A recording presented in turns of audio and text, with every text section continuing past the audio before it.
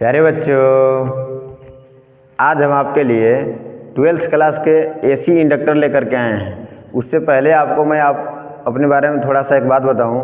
मुझे इस बात से काफ़ी खुशी है, काफ़ी खुशी हुई। मैं अपने आप को रोक नहीं पाया इस चीज़ को बताने के लिए कि आप लोगों का प्यार और सपोर्ट बहुत ज़्यादा नहीं है, कुछ भी नहीं है कहिए, लेकिन अंदर से मोटिवेशन ज़रूर दिया है। आप लोग मुझे ज़्यादा कुछ तो नहीं बनाए हैं, लेकिन मुझे ऑनलाइन आने योग्य बना दिए हैं। मैं आराम से यूट्यूब पर लाइव आकर के आपको चीज़ों को शेयर कर सकता हूँ, बता सकता हूँ। तो ये जान करके मुझे काफ़ी खुशी हुई कि आप लोगों ने मुझे प्यार और सपोर्ट दिया और मुझे लाइव आने लायक बनाया है। कोई बात नहीं, मैं एक बहुत बड़ा यूट्यूबर नहीं हूँ और मुझे मानसिकता भी नहीं है कि मैं एक बहुत बड़ा यूट्यूबर बनूँ। बस मेरा एक छोटी सी सहयोग आपको आपके मंजिल तक पहुंचाए। हम जो कुछ भी चीज़ें सिखाएं आपको भली भांति समझ में आ जाए, बस मुझे इतना ही चाहिए। तो जैसे मैं शुरुआती में कुछ वीडियो बनाया था, उसी तरीके से मैंने बीच में वीडियो को रोक दिया था। मैंने आज देखा कि आप लोगों का मोटिवेशन काफ़ी बड़ा है, आप लोगों ने प्यार और सपोर्ट मुझे काफ़ी दिया है। इस वजह से मैंने सोचा कि अब मैं वीडियो को निरंतर लगातार बनाऊंगा ताकि आप लोगों से मेरा कनेक्टिविटी बना हुआ रहे, हम आपसे जुड़े हुए रहें। तो आज हम 12th क्लास के एसी इंडक्टर के बारे में बात करने वाले हैं। देखिए, एसी इंडक्टर क्या होता है, तो जब एसी करंट देते हैं हम किसी चीज़ में तो वो एसी वाला चीज़ हो जाता है। जैसे आपके घर में देखिए चार्जर है, मोबाइल फ़ोन चार्ज करते हैं तो डायरेक्ट आप नहीं कनेक्ट कर देते हैं, उसको चार्जर से कनेक्ट करते हैं। तो चार्जर जो होता है एसी और डीसी होता है, मतलब कि एक बैटरी सोलर वाला होता है और एक करंट वाला होता है। तो हमारे घरों में जो बैटरी वगैरह या फिर सोलर से जो करंट नहीं आता है, यानी जो हम ट्रांसफार्मर द्वारा करंट अपने घरों में लाते हैं, वही करंट होता है अल्टरनेटिंग करंट। तो उसी के बारे में बात करेंगे कि प्रेरकत्व क्या होता है और प्रत्यावर्ती प्रेरकत्व क्या होता है। तो प्यारे बच्चों, आप विद्युत में जब धारा पढ़ रहे थे तो खूब अच्छी तरीके से आप लोगों ने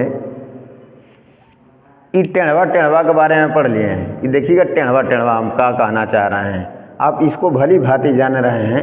इसको इस चोट्टा को आप भली भांति जान रहे हैं। इसका नाम प्रतिरोध हुआ करता था, प्रतिरोधक। इसका नाम प्रतिरोधक हुआ करता था और धारा के प्रवाह में रुकावट डालता था, इसलिए इसके गुण को प्रतिरोध कहा जाता था।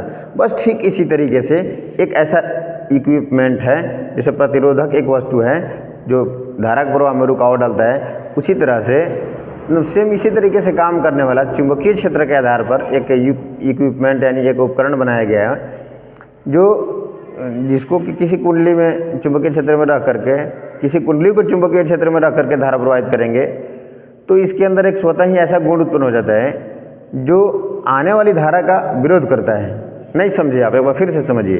एक देखिए, ये कुंडली है, ये देखिए एक कुंडली है और ये चुंबकीय क्षेत्र है।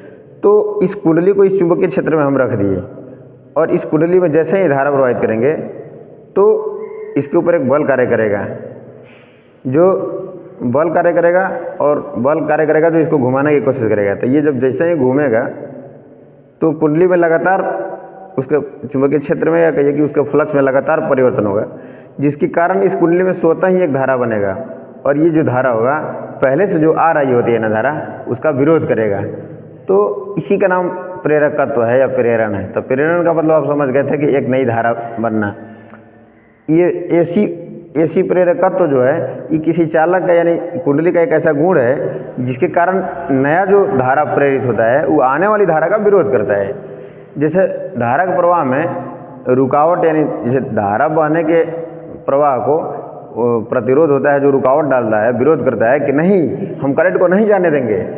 बस ठीक उसी तरीके से ये भी उस धारा का विरोध करता है जिससे उत्पन्न होता है। आप एक बात बताइए, ये चुंबकीय क्षेत्र है और ये कुंडली है, तो इस कुंडली में हम धारा प्रवाहित नहीं करेंगे तो चुंबकीय क्षेत्र बनेगा ही नहीं, और चुंबकीय क्षेत्र नहीं बनेगा तो नया धारा प्रेरित होगा ही नहीं।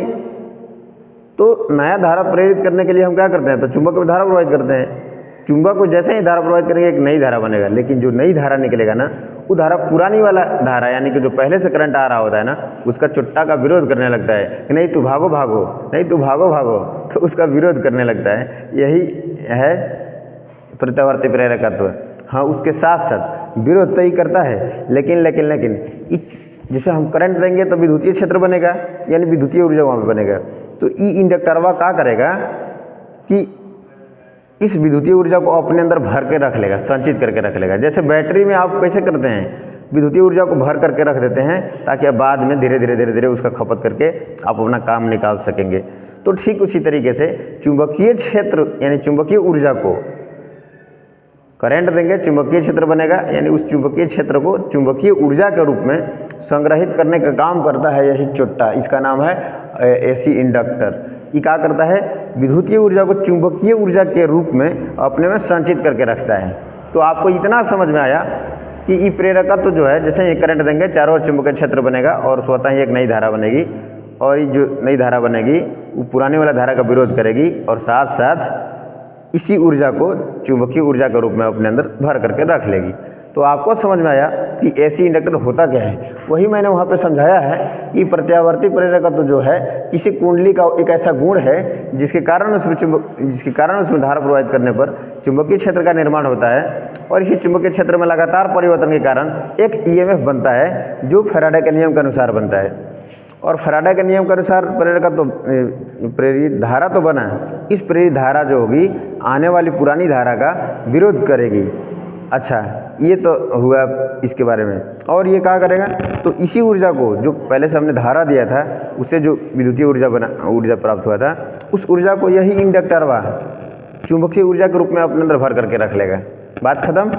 आइए आगे जानते हैं। ई प्रत्यावर्ती प्रेरकत्व जो होता है ईएमएफ से प्रवाहित धारा को विरोध करने के साथ साथ ये अपने अंदर इसको भर करके रखता है। कैसे, किस रूप में विद्युतीय ऊर्जा को भर के रखता है, चुंबकीय ऊर्जा के रूप में भर करके रखता है, चुंबकीय ऊर्जा के रूप में भर करके रखता है। अच्छा, आइए आगे आपको एक नया चीज़ बताते हैं। ये देखिए, प्रत्यावर्ती